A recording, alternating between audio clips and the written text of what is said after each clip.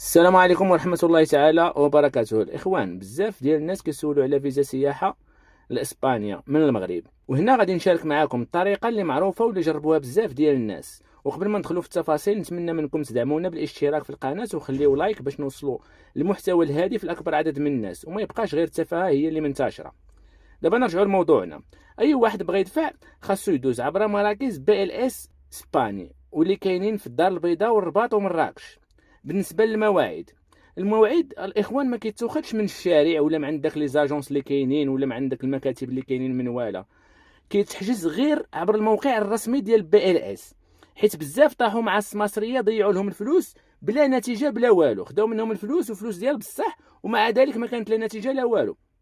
كان النتيجه هي الرفض ديال الفيزا ديالهم. من بعد الاخوان، الملف خاصو يكون مرتب ومكمول، حيت اي ورقه ناقصه تقدر تجر عليك الرفض، او تقدر يكون الرفض ديال الفيزا ديالك وما يقبلوها لكش.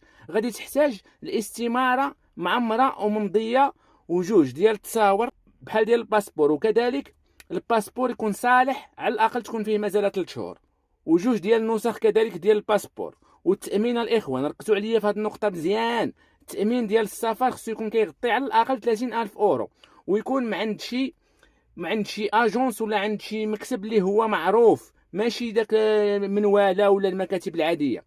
وكذلك الخوت، كشف الحساب البنكي ديال 3 شهور خاصو يبان فيه حركه عاديه، خاصو يبان فيه الخلاص ديالك، وما يبانش فيه شديتي شي مونطون ديال الفلوس ودرتيها وكتسنى على داك الفلوس، زعما غادي يشوفوا الفلوس وغادي يعطيوك. راه تما اوتوماتيكمون غادي يرفضوا، غادي يعرفوا ان الطلب ديالك كان غير باش تمشي وصافي، وما غاديش تكون فيك الثقه.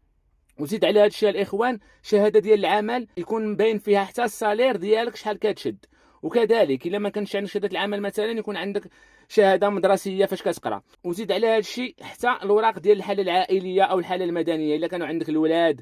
وبالاضافه لهذا الشيء كاين حتى بطاقه التعريف الوطنيه، وهذا الشيء كامل خصها تكون عندك النسخه ديالو. اذا كانت عندك شي دار او شي ملك، حتى شهاده الملكيه ممكن تنفعك في الدوسي. ونهار الموعد الاخوان، نهار الموعد كتمشي للمركز وكتخلص 80 اورو ديال الفيزا، وزيد عليها حوالي تقريبا شي 200 درهم ديال الخدمه ديال هاد بي ال اس اللي كتقوم بهذا التنسيق ما بينك وما بين القنصليه.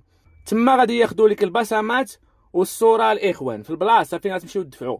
ومن بعد فاش كتدفع كلشي كيعطيوك واحد التوصيل باش تتبع الملف ديالك عبر الانترنت عن بعد، حتى من دارك كتدخل كتشوف كيفاش غاديه الامور. الرد كيجي ما بين اسبوعين حتى لشهر تقريبا، وممكن يطلبوا منك تكمل شي اوراق اضافيه الا هما بغاو يعطيوك الفيزا وشكوا في شي حوايج ماشي هما هادوك، يطلبوا منك بعض الاوراق الاضافيه كتزيد كتجيبها لهم قبل ما يعطيوك النتيجه باش تعرف راسك واش غتمشي ولا ما تمشيش. بزاف ديال الناس اللي جربوا هاد المسطره كيأكدوا انه اللي منظم الملف ديالو مجهزو مزيان عنده فرص كبيره ان الفيزا غادي تقبل له 100%. اما اللي داير حجوزات وهميه وكشف حساب دار فيه الفلوس داك الساعات باش ياخذ 3 شهور الاخيره، هذا راه غادي يتعرض للرفض بكل سهوله وغادي يعطيهم فاش يشدوا. باختصار، السر هو الصبر الاخوان، الصبر والتنظيم. صبر اخويا بشويه عليك، تدوز 3 شهور، دوز 7 شهور، شحال ما دوزتي، ولكن غتكون مأكد وما غاديش تضيع فلوسك. الحجز الاخوان ديال الرونديفو خصو يكون قبل الموعد ديالك، خصك تاخذو قبل. ما تعطيش فلوس لشي سمسار، راه السماسريه كسروا في هذا الوقت في هذه المساله هذه بالضبط. ما تعطيش فلوسك لتا شي واحد، رتب الملف ديالك وعاود رتبو، ورتبو بيديك حتى نتايا.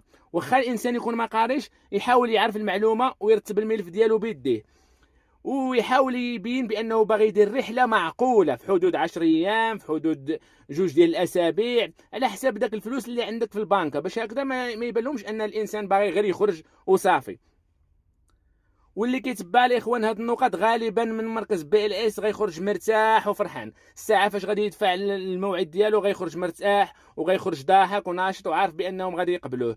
وتفكروا واحد المساله الخوت، النهار اللي تمشي تدفع سير بواحد الهندام مقبول، وما تسولش بزاف، وما تكونش فيك شويه ديال الجبهه، حيت حتى داك الناس هادوك اللي كيدفعوا راه كيعطيو اشاره في الملف ديالك كيفاش داير الطبع ديالك. وهذا الشيء اللي كاين الاخوان، ونتمنى ربي يسهل على كل واحد، واللي في نيته شي حاجه الله يكمل عليه بخير. ونتمنى الخوت ما تنساوناش في اشتراك ولايك، والسلام عليكم، ومره واحده اخرى ان شاء الله.